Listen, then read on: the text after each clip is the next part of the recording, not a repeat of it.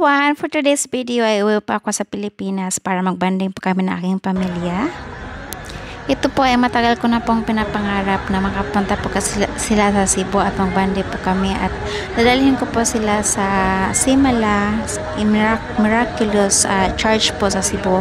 At ito po yung gusto kong pangarap talaga na makapagsakay sila ng airplane. First time po nilang sumakay ng airplane ng papa ko, ng manang ko, at yung dalawa kong kapatid ay nakasakay na sila dati. Then, yung auntie ko na isa si Manding ay sinama ko na rin po kasi hindi pa siya nakasakay ng airplane. Ayan po ang aking mga regalo po sa kanila.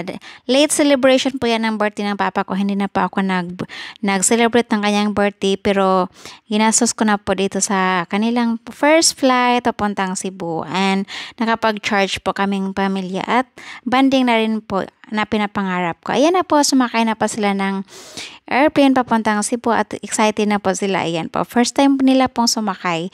Kaya alam ko kinakabahan yan sila at excited at the same time. At ako naman po ay nag-aantay sa kanila. And on the way na din po ako sa Cebu. So, antayin ko na po sila doon at magsusunduin ko na po sila doon. Ang sarap lang po sa feeling na natupad ko po kahit paano, matagal ko naman pong pinapangarap, pero at least natupad ko na po siya. Ayan na, excited na po sila makalapag ng airplane. Ayan, sa Cebu. So, arrive in Cebu already. Ayan, may nag-antay po sa papa ko ng wheelchair kasi senior citizen na po siya. At yung manding ko po ay na-curious kung ano po ang sasakyan kasi malayo pa po doon sa gate, sa arrival area po. Ayan, thank you, sis.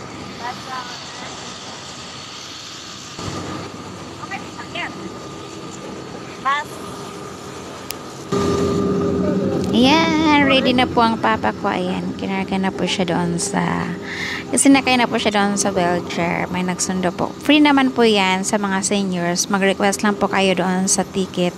Pag bumili kayo, i-check nyo lang po yung yung seniors doon. Then, may assistant din po. Ayan, sumakay na sila sa bus. Ayan, excited na sila. Ayan, umahanang ko na nahuli. Ayan, arrive na po sila sa hotel at nag-antay na po ako doon. Welcome to Cebu! How are you? How are you? Wala na sila. Thank you, kuya! Alay pa! O, sama na! Dagan pa! Sama na, di mo dagan! Welcome to Cebu. Yan, ihalok na ka sa Cebu. Nagkawas naman na yung Cebu maning. So, dito, kinumusta ko pa sila kung ano po ang feeling sa kanilang flight. Ayan po, excited po nag-window si Manding. Hindi ko na po i-chika kasi may makarinig na iba, baka mga curious. Ay, Manding, my sister, Manoy, Papa, arrive na sa hotel at si Sis Joy. Ayan na po sila.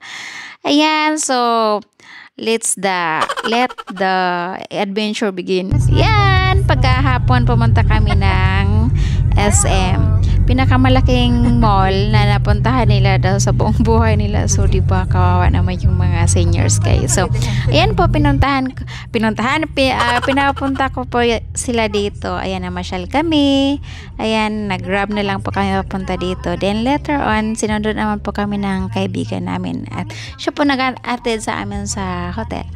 Ayan po, nag-enjoy naman po. Ayan, malaki daw ang building, sabi ng manding ko. Kakaiba daw doon sa probinsya namin.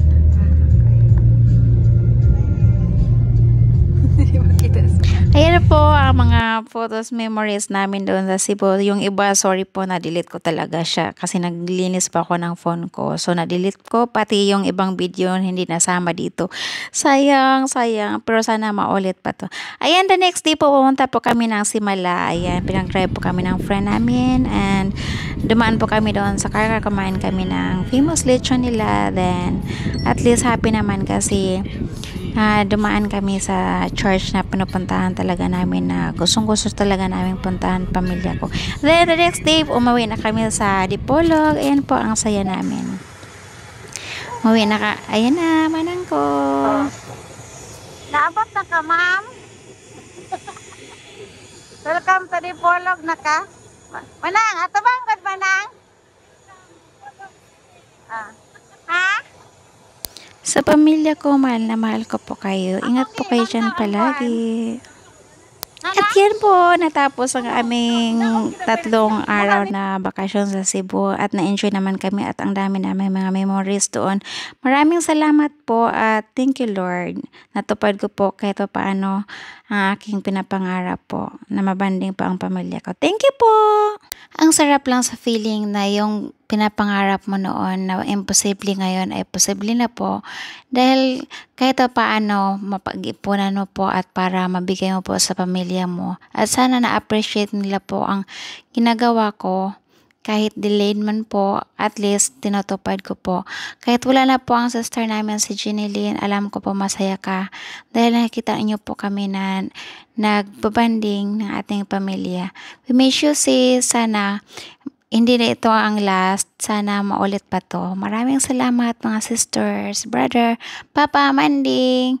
Mahal na mahal ko po kayo. Ingat po kayo lagi.